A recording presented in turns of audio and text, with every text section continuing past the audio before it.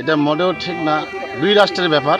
একজন মানুষ পেটের দায়ে আসতে পারে, বেড়াতে পারে, চুরি করতে আসছে মনে করেন, তাই বলে একজন মানুষ অপরাধ করলে তার কিন্তু বিচার আছে। সে রাষ্ট্রীয় বিচার করে পাশে ধরে নিয়ে চলে যাও, কিন্তু একটা তাজা প্রাণ এভাবে পাখির মতো গুলি করে মারি ফেলা, এটা আমি খুব নিন্দা জানাই। এবং তার একটা মেয়ে আছে, ছোট বাচ্চা, এই বাচ্চাটা কোনো ভবিষ্যৎ নাই, তার বউ আছে, তারা কান্নাকাটি করতেছে, আহাজারি করতেছে, খুব কষ্ট লাগে। এটা তো গুলি করার নিয়ম না, গ্রেপ্তার করে আইন আছে, সেই আইন অনুযায়ী তারা ব্যবস্থা নেবে, কিন্তু তারা তো সেটা না করে গুলি করছে। এবং গুলি করার পরে ভয়ানক হচ্ছে তারা ধরে অথবা অন্য কোনোভাবে গুলি করতেছে, ফেলে রাখতেছে হলো আমাদের বাংলাদেশে। কারণ গুলির শব্দ তো এলাকাবাসী শুনছে, একাধিকবার গুলি হয়েছে আজকে, পরপর বেশ কয়েক রাউন্ড গুলি করেছে তারা। এই মানুষটা বাড়ি নাকি তেঁতুলিয়া শুনছি।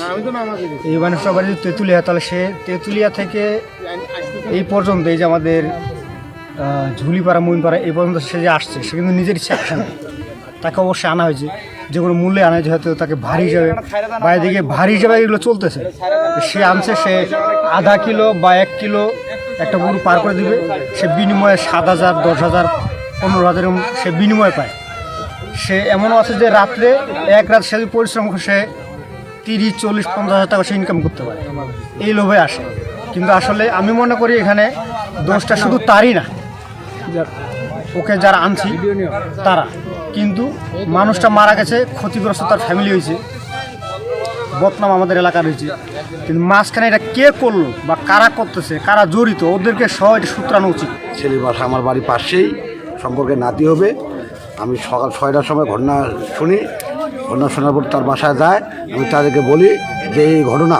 তারপর ওর ছোটো ভাইকে আমি ঘাগড়া ক্যাম্প এলাকায় নিয়ে আসি, তার ঘাগড়া ক্যাম্পে আমি রাখি আসি, তার আমি স্পটে আসি, যে সেটা মারা গেছে, ওখানে বিডিআর দিয়েছে, সবাই একসাথে আসি।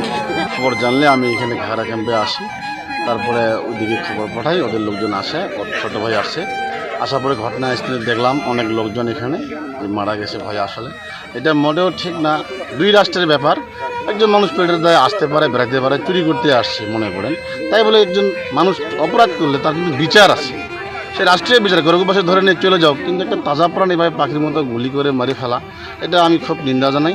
এবং তার একটা মেয়ে আছে, ছোট বাচ্চা, এই বাচ্চাটা কোনো ভবিষ্যৎ নাই, তার বউ আছে, তারা কান্নাকাটি করতেছে, আহাজারি করতেছে, খুব কষ্ট লাগে।